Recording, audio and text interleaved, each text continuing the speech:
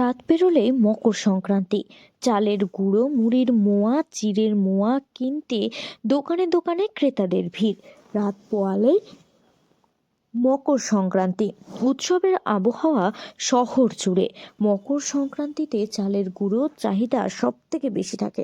প্রতি বছর মকর সংক্রান্তির প্রাক্কালে শিলিগুড়ি বিভিন্ন বাজারে বিক্রি হয় চালের গুঁড়ো।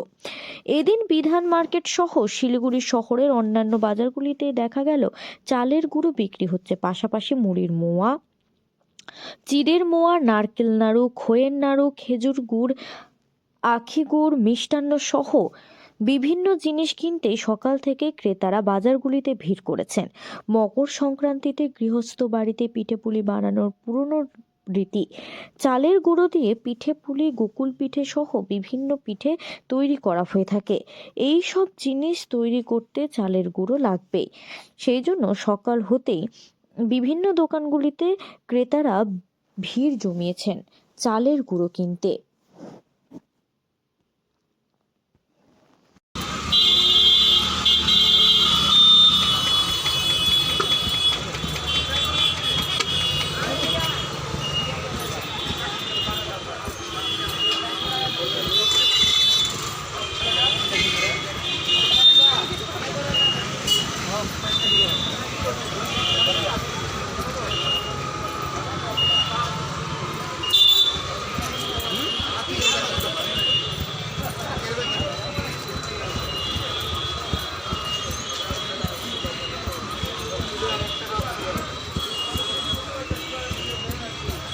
বিক্রি হচ্ছে হচ্ছে মোটামুটি ভালো।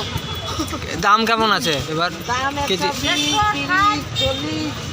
আচ্ছা, রাত পেরোলেই তো মকর সংক্রান্তি।